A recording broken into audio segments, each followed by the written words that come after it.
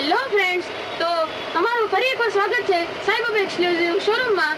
અને આજે અમે આવી રહ્યા છીએ જોવા નવા કુર્તાઓની ડિઝાઇન. જેમ કે તમને ખબર જ છે, ગણેશ ચતુર્થી અને નવરાત્રી આવી રહી છે, તો એના માટે અમારી પાસે એક જ ખૂબ જ નવું કલેક્શન કુર્તાઓનું આવી ગયું છે. અમારી પાસે તમને મળી જશે લખનવી કુર્તા, પ્રિન્ટેડ માં બધા નવા કલર્સ.